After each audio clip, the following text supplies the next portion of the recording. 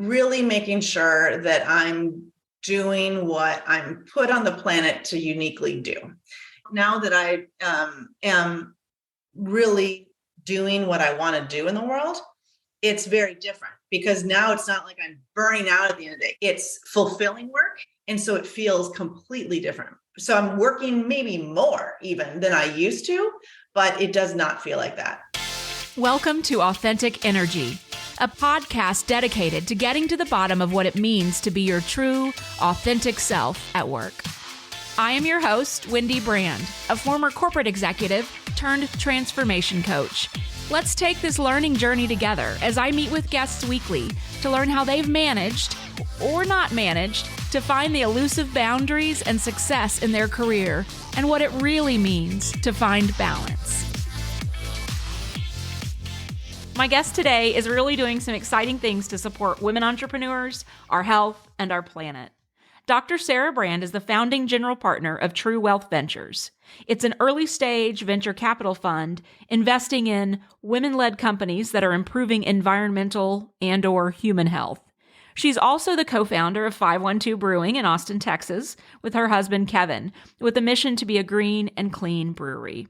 Sara's credentials are extraordinary. She's an engineer by training, holding a PhD and MS in green design and manufacturing from UC Berkeley, and a BS in mechanical engineering from UT Austin. She serves on the external advisory board for both UC Berkeley's and UT Austin's engineering schools. And before starting her own company, she had an incredible career in VC and tech at some of the bigger name companies that you'll hear more about in our conversation. But Sara is also my sister-in-law. I have known her for over 15 years, and her intelligence and drive has always impressed me. And what I am most excited for you to hear about in this conversation is what I believe might be the key that unlocks the door to that intersection between success and happiness. Sara has found what she was uniquely put on this planet to do.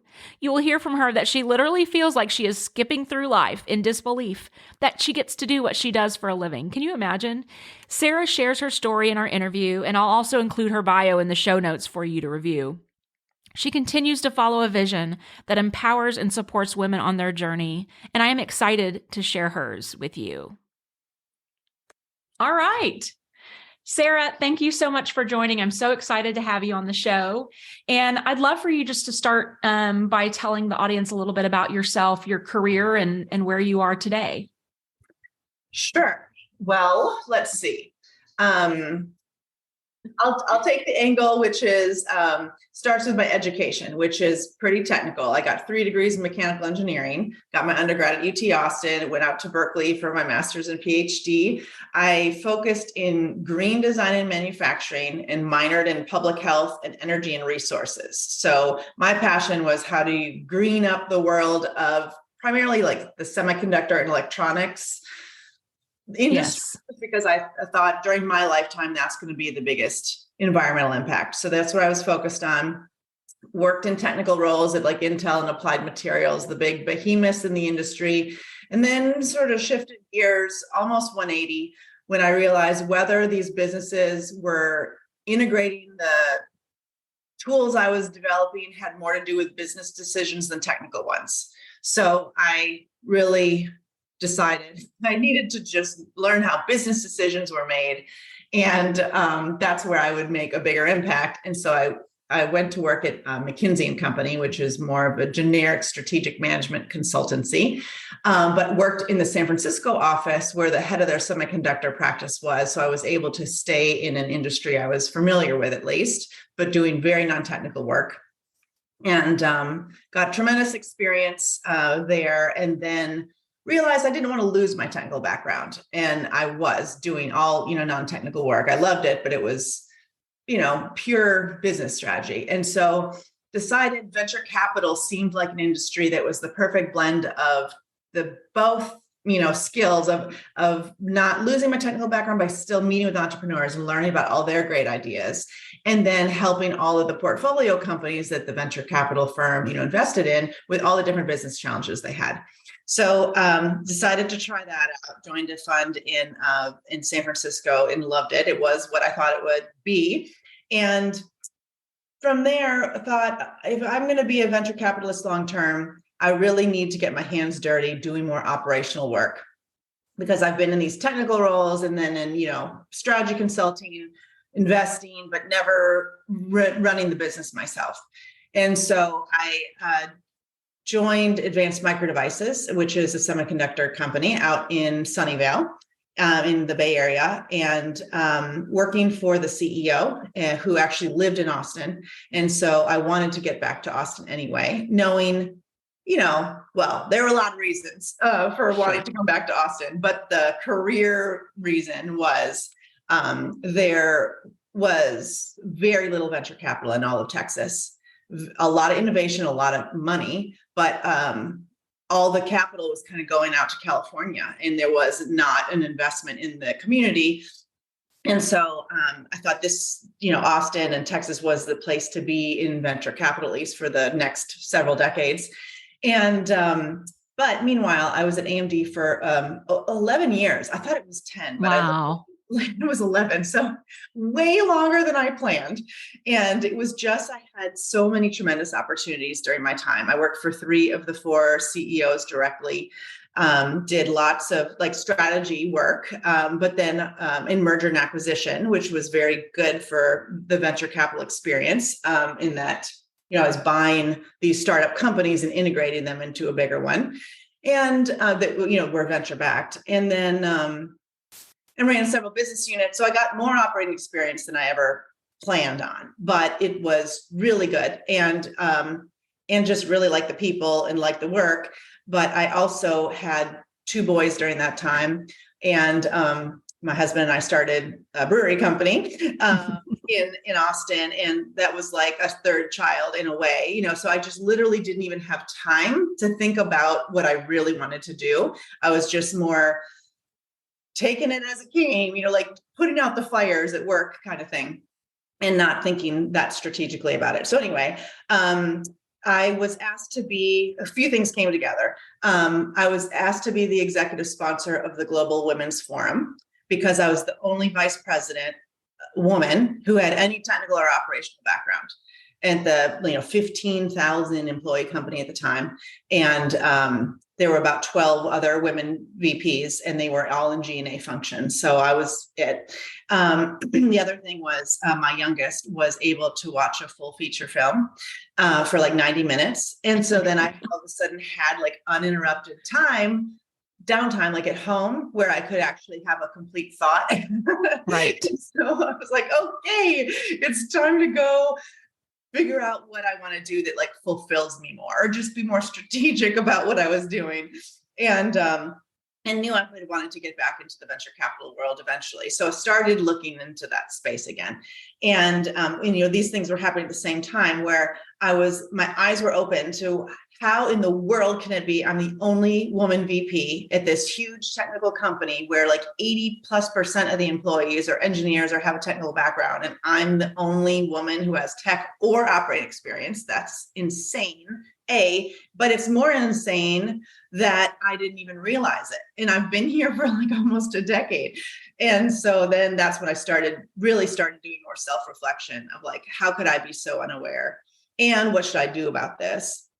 And realized I had just had such a male-dominated background from being a mechanical engineer and, in semiconductors, in VC, even with a brewery, just my whole world. Right.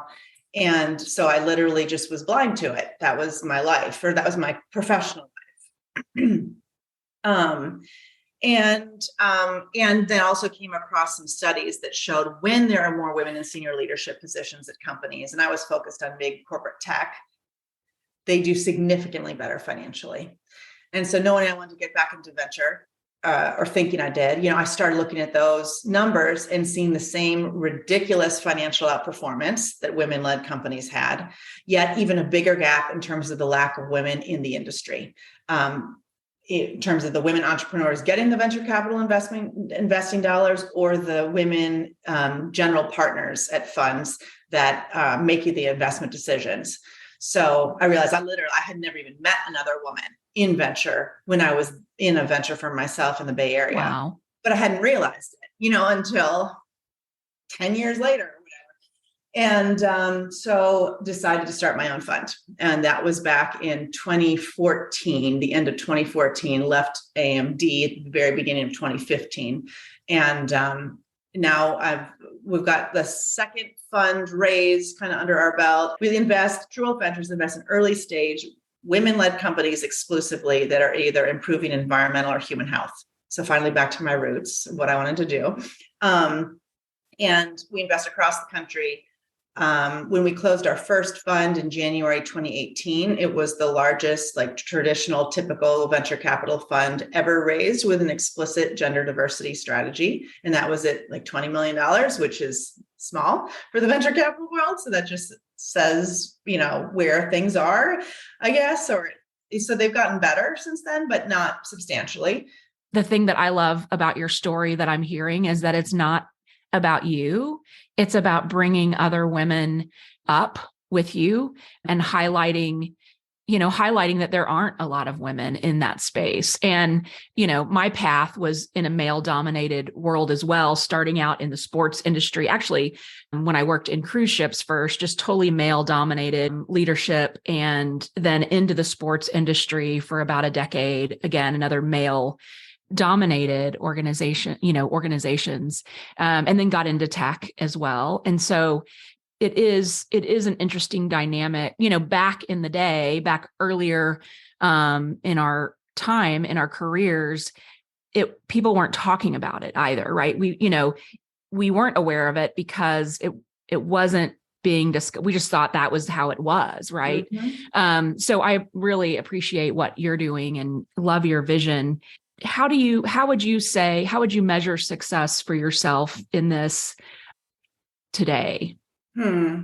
Well, I guess the traditional measurements of success are, I'm trying to create this virtuous cycle of investing exclusively in women-led companies. So we're not even looking at companies that don't have a woman that's either like the CEO or one of the co-founders or one of the top C-suite executives.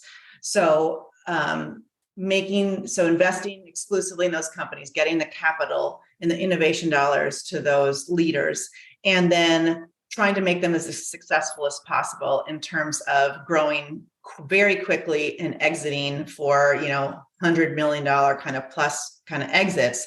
So then those founders make a lot of money, but also our investors make money, and our investors are 80% women as well. And so it starts this virtuous cycle of getting the capital to the women.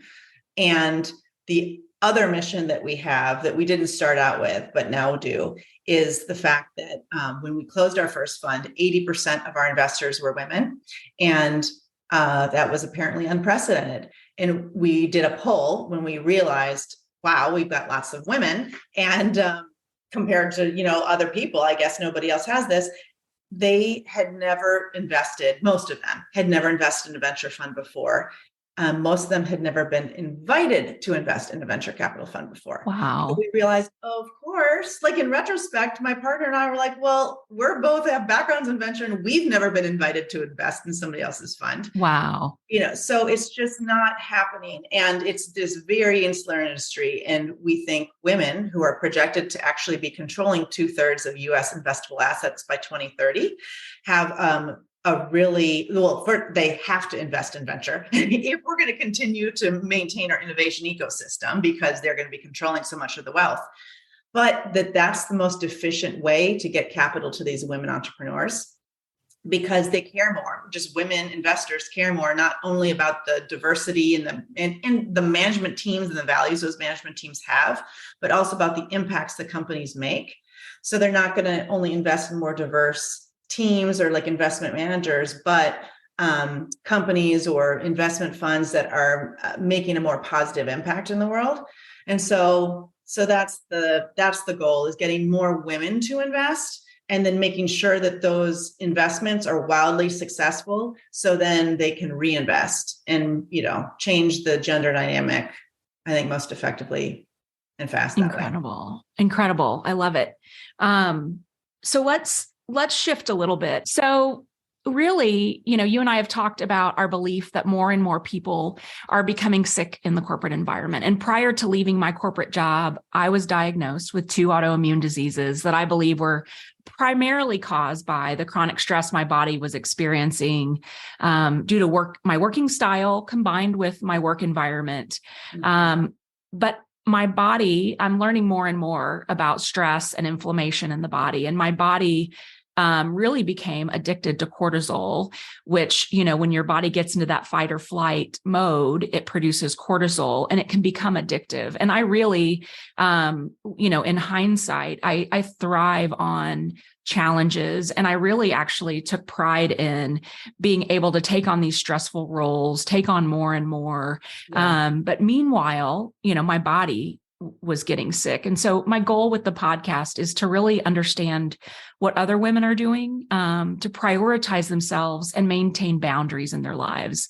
And hopefully along the way, understand what I can do differently moving forward. And so you've had such a great amount of success, and you've worked in the tech industry and now in the VC world, which I know can be, in that fundraising phase can be probably very stressful. How have you found time for yourself, or what do you prioritize in order to keep that, keep from burning out and keep that balance in your life? That the answer to that has definitely evolved over the years. And I would say, like, in the early days, exercising, like cardio and step, like way back in the day, right? Yes. It was just like this crazy stress treadmill, and I would release through lots of cardio exercise. Yeah. That's not how I do it anymore. I mean, I do my spinning classes and stuff, but it's very different. And so I'd say the most recent answer is a couple-fold, but really making sure that I'm doing what I'm put on the planet to uniquely do.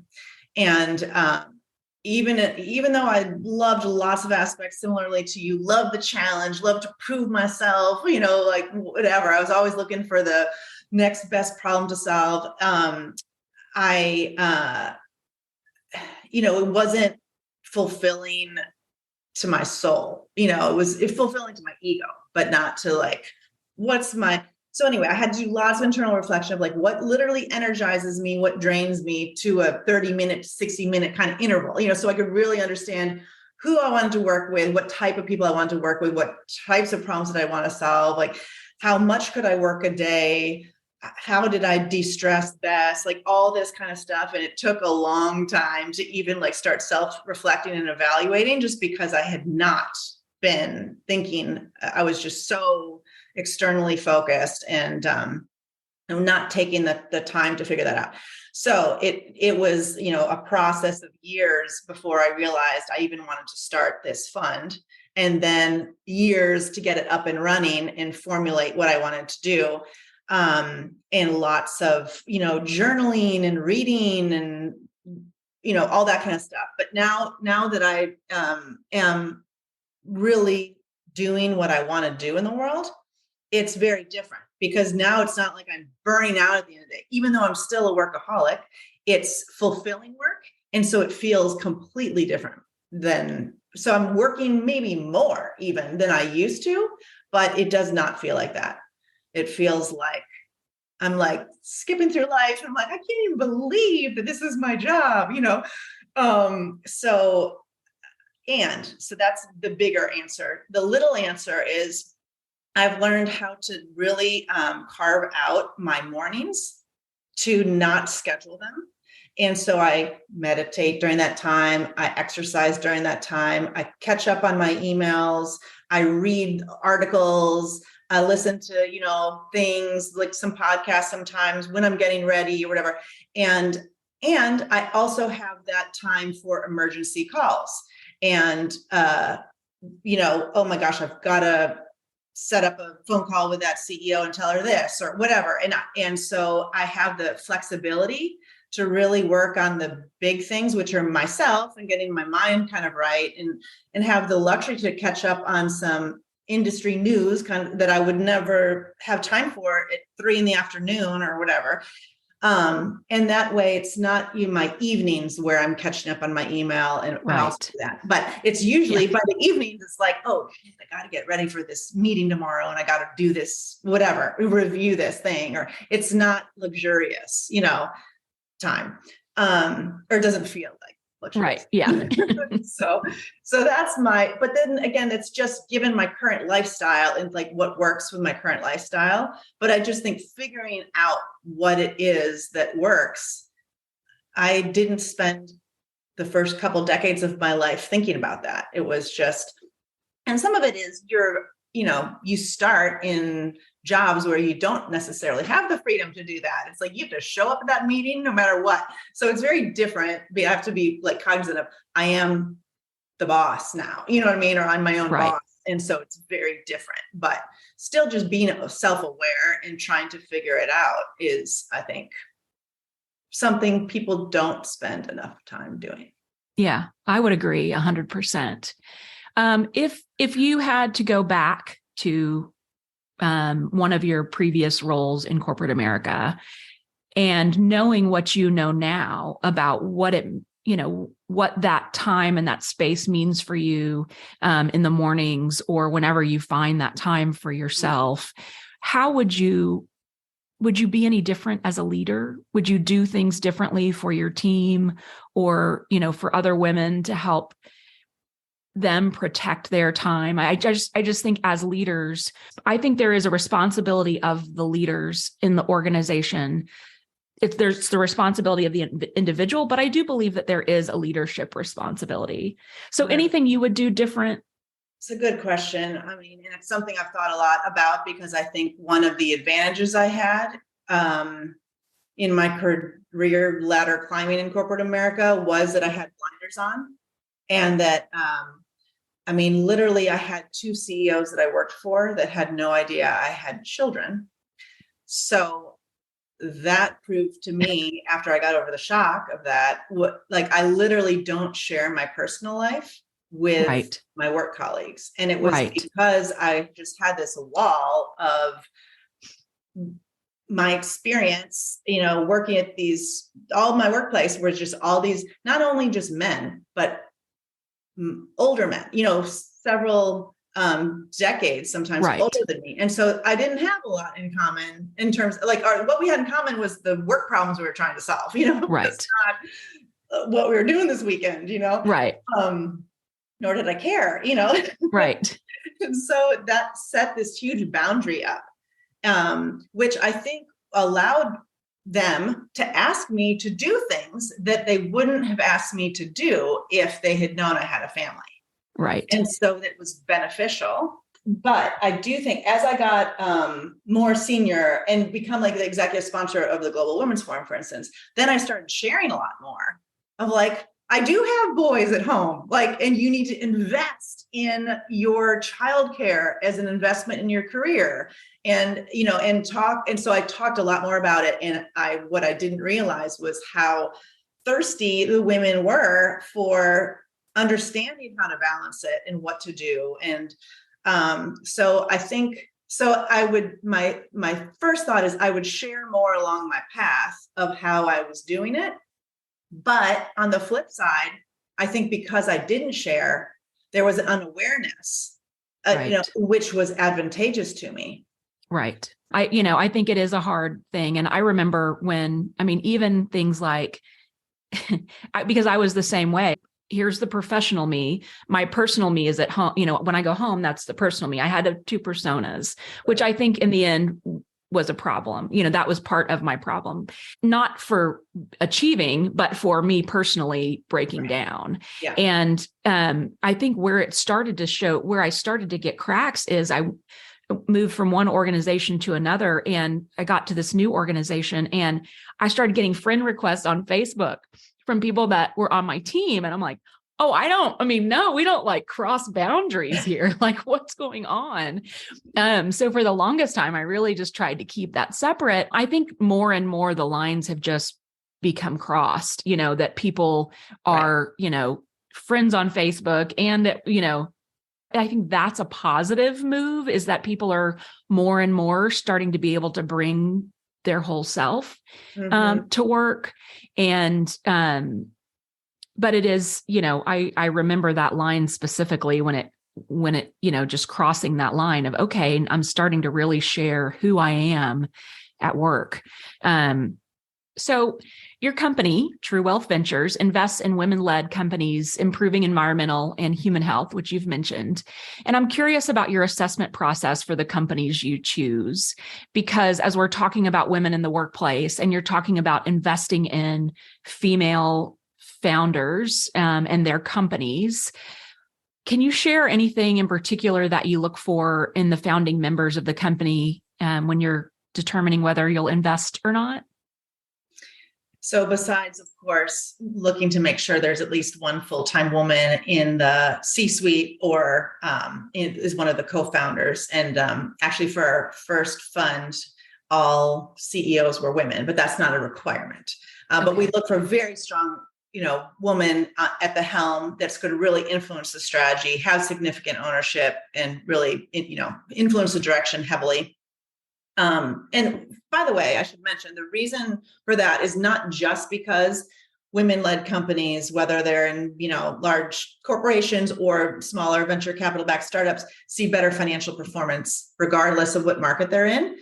We're investing in companies that improve environmental or human health. And so it tends to be lots of consumer decisions or patient, decisions. And women are making 85% or so of consumer purchase decisions. Home purchases, remodels, everything in the home, the food, the self-care products, like all that. And then on the healthcare side, they're not only 80% of the healthcare workforce, but they're making 80% of healthcare decisions for themselves, for their kids, often for their spouses, their parents, their aging parents-in-law. So they've got an outsized impact in what products, what services, what companies are being supported in those markets. But they also see what problems are not being solved or not being solved the way they'd like to, or what, they see Right. the opportunity. So they have an advantaged position to innovate and create something with immediate product market fit. So one of the things we look for and one of the things we see for women entrepreneurs is they're often solving a problem that they personally have or that a friend or family member has. And so they're very passionate about solving this problem. I'm on the College of Engineering Advisory Board, UT Austin, and that one of the things they're really focused on is attracting and retaining more women into engineering. And I swear I have not met a woman yet who's, looking to join the school or is in the, college already, who doesn't have a specific problem she came there to try to work on. And it's always improving something about the environment or something about health. It's like across the board. Yeah. So, and it's not like, women aren't working on other social things or education or other positive things. It's just not usually through engineering. So my lens is like, all these women are really passionate about improving the world. They don't care about the machine shop tools or like the starting salaries or, that's a whatever means to an end, but it's not why they're there. Or staying there. So we look for that passion of this problem is something that they are put on the planet to go work on, and they're going to do it no matter what, which is really important because in the startup world, it's even if everything goes well when you later get on the podcast of how I did it or whatever. Yeah. There's always a crazy roller coaster with massive ups and downs. And so that passion is necessary because you need tons and tons of grit. And so that's the other thing we look for. It's just, passion and grit are one. I'd say the other thing, if that's one bucket, is transparency.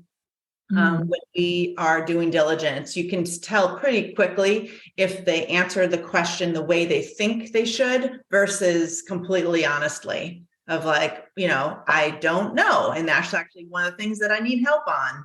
And, do you know any experts in that area or whatever? And you realize then, okay, they're going to be transparent. So when there's a problem, they're going to come to us or the board or whatever and ask for help versus cover it up. And then you don't know until it's too late to fix it. So those are the two main things that we look for.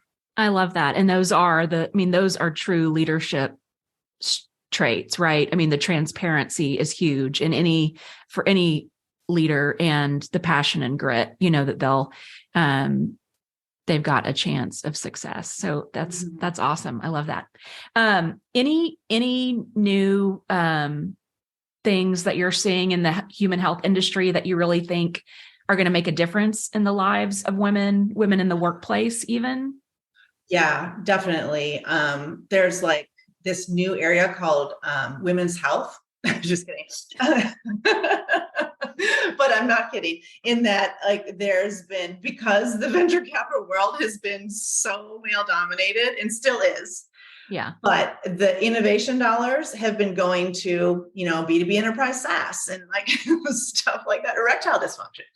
Yeah. But not to women's health or lots of other things like silver tech.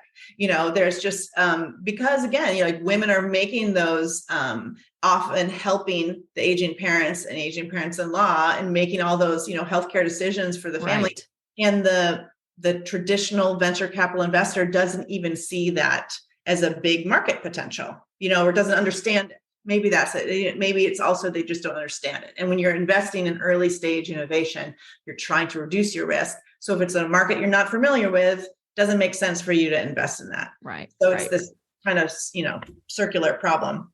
So we're seeing tons of stuff in women's health, and it's been completely lacking innovation dollars because, of the nature of this male dominated kind of financial system. So, just bringing modern technology and science sometimes to women's issues is what we're seeing. Like menopause is a huge thing where it's just been, that's menopause, go deal with it. Right. Versus, no, there's actually ways to deal with the symptoms and things you can do. You don't have to just live with it. And all kinds of things in, pregnancy and postpartum care that are getting a lot more attention now. Similarly, you don't have to just deal with it. And there's things you can catch much earlier that you can prevent entirely. Things that I'd never wish that I knew about, but that we won't get into on this podcast that may or may not happen to us when we get older. Okay. But like you said, you had two autoimmune diseases. We're unfortunately seeing women in their, in the sandwich generation that are working full time or not necessarily, but, usually working, have children, have aging parents that they're having to care for, and boom, autoimmune diseases galore. Yes. It's just, I think women just embody their stress more versus out or something. It's just like, I don't know. That's my theory. But anyway, we've seen lots of platforms, diagnostics and health tech platforms and wellness and, things for mental health and figuring out, again, much earlier. So many people with autoimmune diseases go on for years and years and don't know what is wrong with them. Yes. And then finally get it diagnosed. So, ways to get things diagnosed faster. There's hope. It's good because what's so interesting to me. So one of my autoimmunes is rheumatoid arthritis.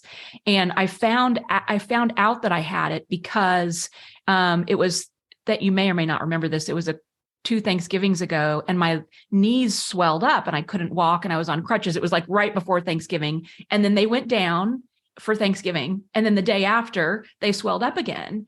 And so like that was a year ago, this last November. And they diagnosed it as rheumatoid arthritis. And I went to a rheumatologist and he was like, okay, well, nothing I can do. So just check back in whenever you start getting real, having a lot of pain and unable to walk or move. You just reach out to us and we'll, start giving you medication. And I'm like, no, like, okay, did I catch it? If I caught it early, like, let's do something about this. And it wasn't until I met with a holistic functional medicine doctor, and she then diagnosed me with the Hashimoto's thyroiditis. in addition to the rheumatoid, that I learned how much the chronic stress was, a major player in that, and my diet and my environment, just the environment. So like so many things that nobody's talking about, so it's exciting to hear that at least the women are thinking about that. Yes. Right. Again, it's like entrepreneurs that have a story Right. that it happened to them, and they don't want other women to suffer, and like, let's fix this. This is not rocket science. Yeah. It's just been overlooked. Well, I appreciate the work you're doing, Sara. So excited for you that you've been able to take this path. You found your passion and you're pursuing it and helping others along the way. I do have a couple fun questions for you just to kind of wrap up our session. What is one thing that you do in your life that brings you sheer joy? Love Cody Rigsby's Peloton classes. Yes. I'm like laughing to myself half the time with those. He is awesome. Like, oh God, I listen to Cody Rigsby again. He doesn't know who you are. I'm like, yeah, I do, but I still like him.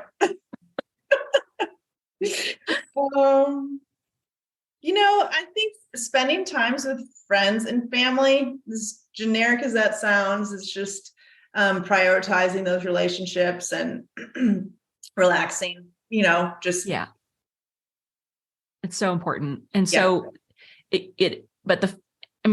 we really do have to prioritize it. And it is a crazy thing, but it is so true. I'd probably say the same for myself. Mm-hmm. If you could go back in time and talk to your younger self, like 5 or 6-year-old self, what would you tell her? Chill out. You don't need to get an A in every class. Yeah, seriously, just everything's gonna work out great, and you just need to smell the roses like a little bit more along the way versus like I love it. Yes, I love it. Something about hindsight. Yeah. Okay. And then I know we both share a love of travel, and we've been to some amazing places, but what's been your favorite place you visited? And then what's on your bucket list? Okay. Well, I guess the answer is probably India, even though it wasn't obviously the most luxurious place, like, I visited in my time.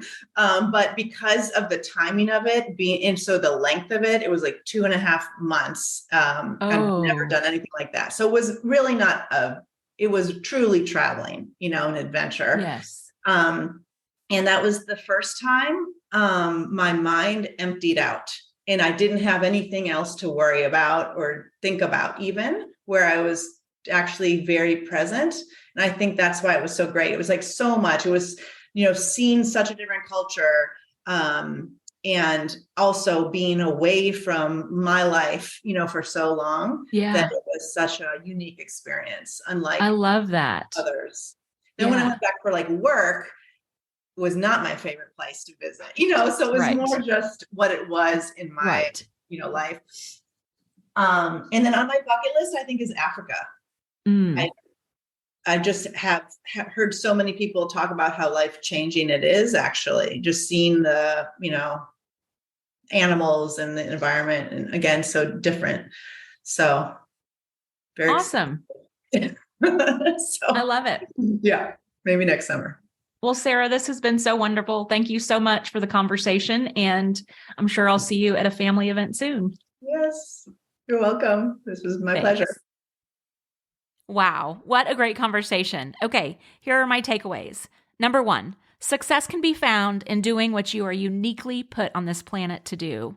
Number 2, making a conscious effort to decide the types of people you want to work with and the problems you want to solve can lead to a fulfilling career doing what your soul wants versus what your ego wants. Number 3, leaders should show up in transparency and share a little of their personal side. This helps to build trust and allows their team to do the same. Number 4, well-being routines can change over time, but it is important to carve out time for yourself. Meditate, exercise, read, listen to podcasts, do whatever works with your current lifestyle. Number 5, when there are more women in leadership roles, it has been proven that organizations do significantly better financially. Number 6, women make up 80% of the healthcare workforce, and 80% of women make the healthcare decisions for their families. Number 7, women are making 85% of consumer purchasing decisions. Number 8, women are projected to be managing 2/3 of investable assets by 2030. I hope you enjoyed my conversation with Sara. If you haven't already done so, please subscribe to the podcast and share with anyone that you think might enjoy it. And if you really liked it, please rate it and provide a review. If you want to reach me directly, you can find me at wendybrandcoaching.com.